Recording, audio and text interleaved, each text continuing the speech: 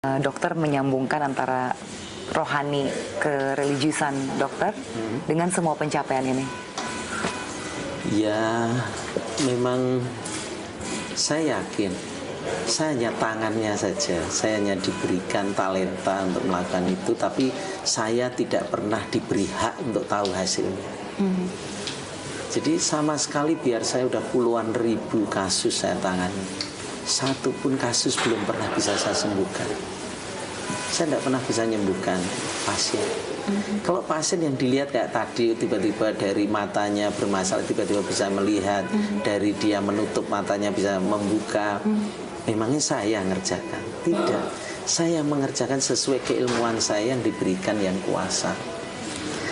Saya berikan hal yang terbaik untuk pasien, dan ternyata diberkati Tuhan. Jadi dia bisa melihat dengan baik. Betapa bahagianya orang dari terganggu penglihatannya jadi melihat, dan bagaimana orang yang sebelahnya tadi dari bicaranya cedera menjadi bicara lancar. Jadi menurut saya bukan karena saya, tapi saya percaya Tuhan yang mengatur. Dan ayat yang sering saya menjadi pegangan saya ada hanya satu: jangan khawatir akan apapun juga. Dokter ini istilahnya ya banyak menyembuhkan orang-orang yang sudah kondisinya ada yang koma, ada yang stroke berat.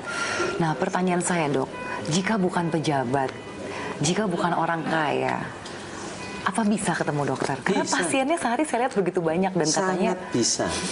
Sangat bisa. Dan Dok, memang kenyataannya begitu, sangat bisa. Kita tidak pernah pandang pangkat, jabatan atau apapun. Yang kita pandang itu adalah bagaimana pasien itu diantarkan Tuhan ke kita. Kita tidak tahu jalannya. Biar orang paling tidak punya pun tahu-tahu bisa muncul di depan kita. Biar yang ngatur yang kuasa, jangan kita yang ngatur. Susah nanti jalan ceritanya. Banyak orang yang tidak punya pun menjalani tindakan ini. Dan tidak semua orang harus membayarnya. Dan itu terjadi.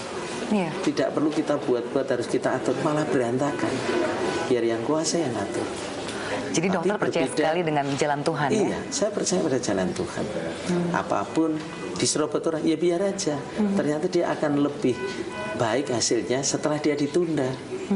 Dan itu banyak terjadi. Dan kita tidak perlu memaksakan, apalagi menyangkut kesehatan dan nyawa orang.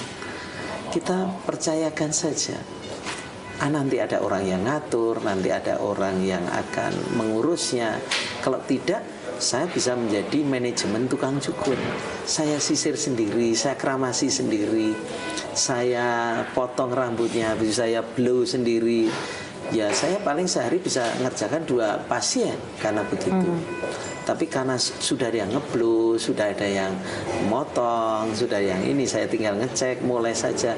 Saya bisa 20 pasien, 20 yang harus bisa saya tangani dibandingkan biasa. Dokter dapat ide dari mana? Dalam 1 bulan itu harus ada minimal 3 pasien yang tidak perlu membayarkan biaya operasi dan lain sebagainya. Saya tidak punya ide apa-apa. Kita hanya sejalan aja. Kalau memang ada yang perlu untuk tidak usah bayar, tidak boleh bayar. Kalau dia memang tidak punya, ya jangan dipaksa. Apalagi saya sebagai kepala rumah sakit, tidak usah takut. Semua orang sudah ada haknya.